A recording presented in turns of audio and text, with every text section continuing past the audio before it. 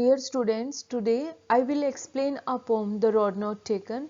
The poem has been taken from the Beehive book of class 9 and it has been written by Robert Frost. In this video, I will explain poem, literary devices, stanza wise. Outline of our video is recitation, glossary and explanation, literary device.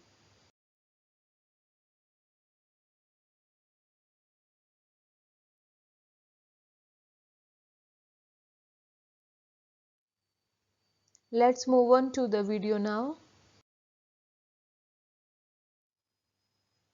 Robert Frost was an American poet who depicted realistic New England life through language and situations familiar to the common man. He writes simply but insightfully about common and ordinary experiences. He won 4 Pulitzer Prizes for his work and spoke at John F. Kennedy's 1961 inauguration. This is the open-ended poem, as the poet has not shared the results whether they are positive or negative. In the poem The Road Not Taken, the road symbolizes our life. The poet says that the path that we don't choose in our life is the road not taken. He describes his feelings about that choice that he had left in the past. The path which we have chosen decides our future, our destination. The important message that the poet wants to give is that the choice that we make has an impact on our future, and if we make a wrong choice we regret it but cannot go back on it. So we must be wise while making choices. The poet says that once he was walking down the road and reached a fork. He could walk over one of the paths only. He took time to choose the right path. He inspected them to decide which was a better option and then chose the one which seemed less walked over. He kept the other one for some other day, although he knew that he would never get the chance to walk over it. He would go further on the chosen path and not get a chance to go back on it. As he walked on the chosen path, he realized that both the paths were similar. He felt that his future depended on the choice that he made. This poem is also a metamorphical and autobiographical poem. Why is this poem autobiographical poem? Because the poet actually writing about his own experience, and it's metamorphical poem because a lot of metaphors are used in this poem. The title itself has a metaphor. The Road Not Taken by Robert Frost. Two roads diverged in a yellow wood, and sorry, I could not travel both and be one traveller. Long I stood and looked down one as far as I could to where it bent in the undergrowth. Then took the other as just as fair and having perhaps the better claim because it was grassy and wanted wear, though as for that the passing there had warned them really about the same. And both that morning equally lay in leaves no step had trodden black. Oh, I kept the first for another day, yet knowing how way leads on to way, I doubted if I should ever come back. I shall be telling this with a sigh. Somewhere ages and ages hence two roads diverged in a wood, and I took the one less travelled by, and that has made all the difference. So students, first of all we will do glossary. Diverged, separated and took a different direction. Yellow wood, a forest with decomposing leaves. Undergrowth, dense growth of plants and bushes, means the forest. Bent, curved. And sorry, regrets. Long I stood for a long time contemplating.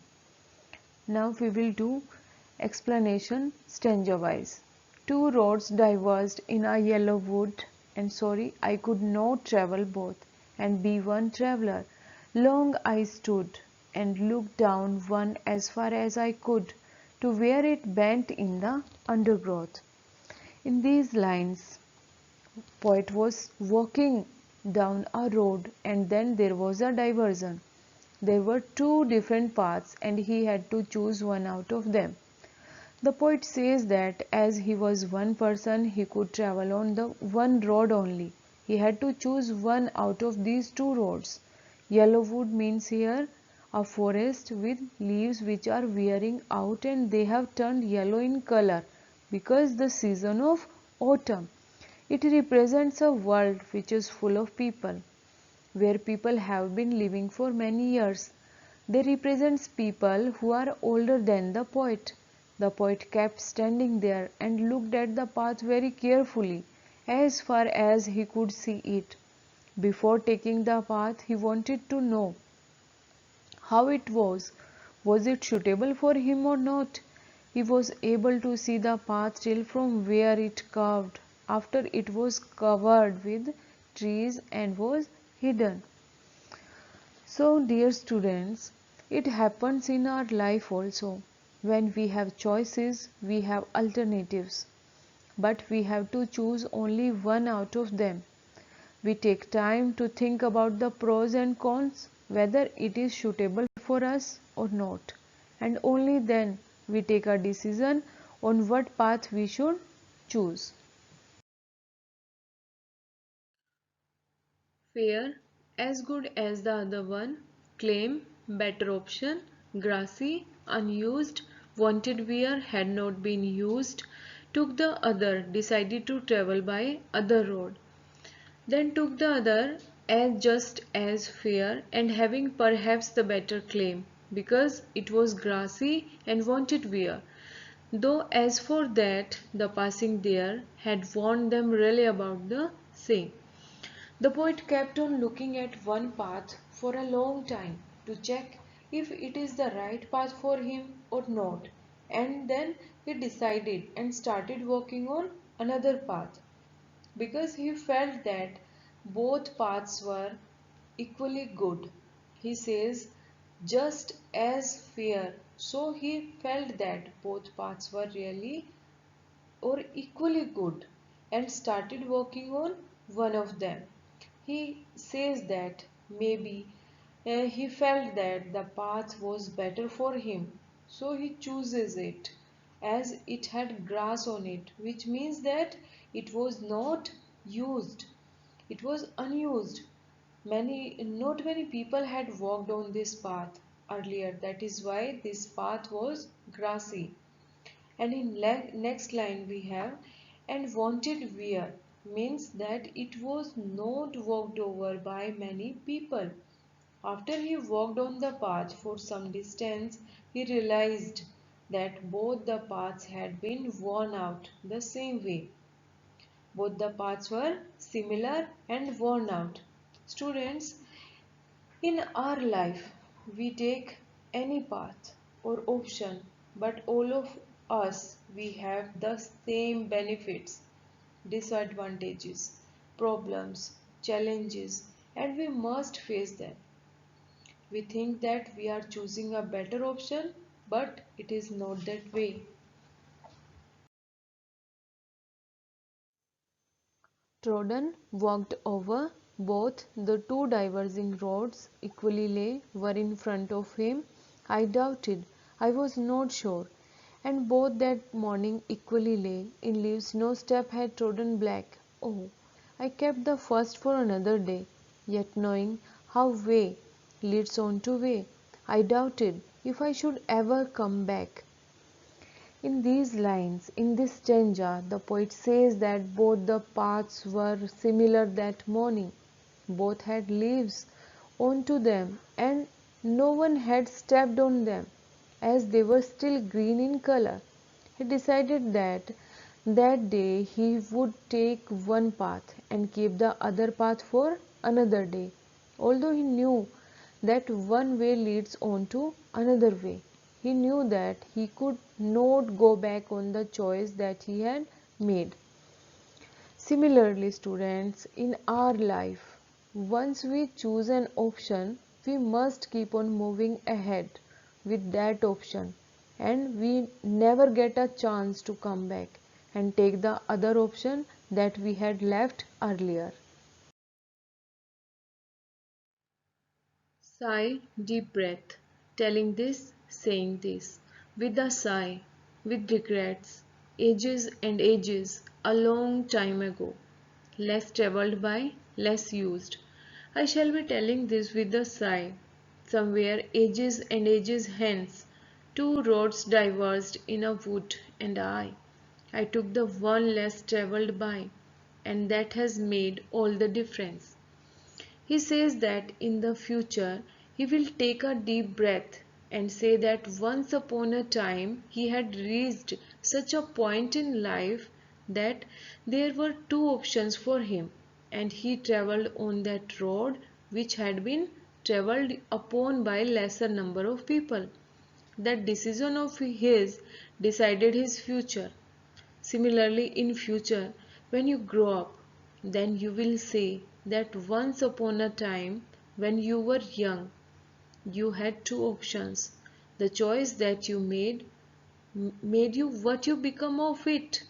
This is very strong message for all the students, that you should be wise and be careful while making choices out of the options that you have in your life, because your future depends on the choice that you make today.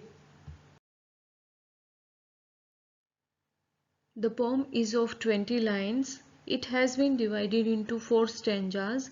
Rhyme scheme of each stanza is A B A A B. In first stanza, would, stood, could. We can write them as A, both, undergrowth, B.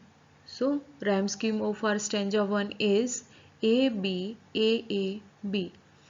Now stanza 2, fair, where, there.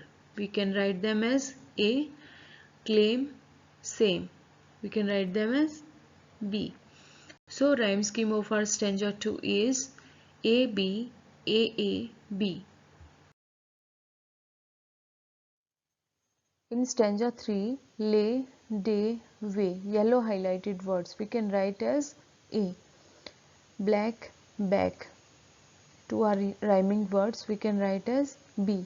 So rhyme scheme of our stanza 3 is A B A A B. Next is stanza 4, sigh, I, buy. Yellow highlighted words we can write as A. Hence, difference.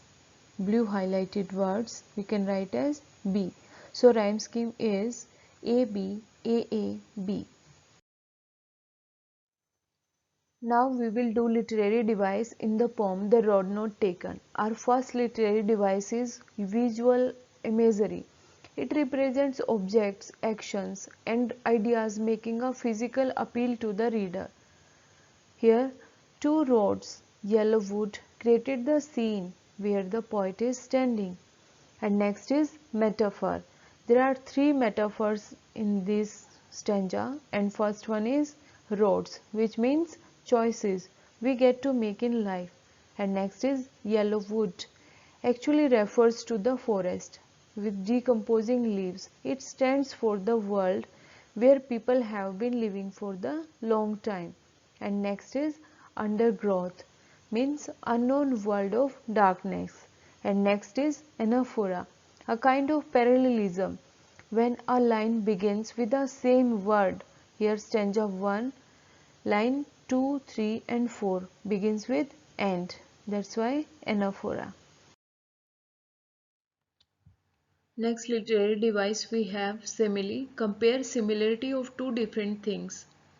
For example, line 1, just as fair. And next is enjambment.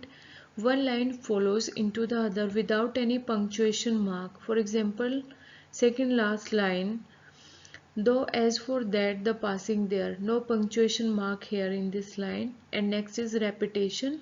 Series of words which starts with the same sound, wanted where. W word is repeating here, And though as for that the passing there, th, the sound is repeating.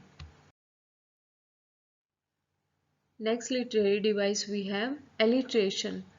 Repetitive use of a consonant sound at the start of two or more words. For example, first for F sound is repeating. And next is imagery. It represents objects, actions and ideas making a physical appeal to the readers. For example, line 1 and 2. And next is enjambment. One line follows into the other without any punctuation mark. For example, line 1, no punctuation mark here in this line. Next literary device we have enjambment. One line follows into the other without any punctuation mark. We have our line 1, and that is I shall be telling this with a sigh. And next is repetition, when a word or phrase repeated multiple times. For example, ages and ages. And next is again repetition. Repetitive use of a line in both two stanzas. In stanza 1 and stanza 4. Two roads diverged in a wood. One line is repeating in both two stanzas. That's why this will be repetition. I hope you understood all the literary devices used here very well.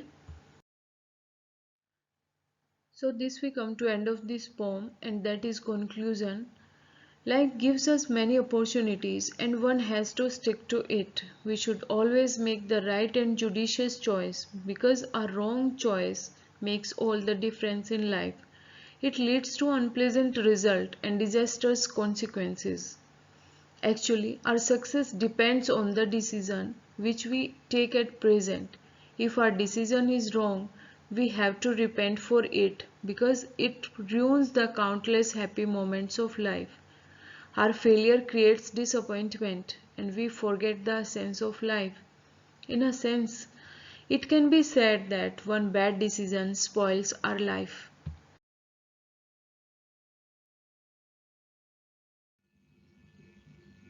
I hope you understood the glossary, explanation of the poem and literary devices used here very well. Thank you for watching this video. I hope it will be useful to you. Thank you. I'm sure you liked today's video. For more informative videos, do subscribe my channel The English Lux, your key to English, and don't forget to hit the bell icon. Do like, share and give your valuable comments below. Thank you for watching.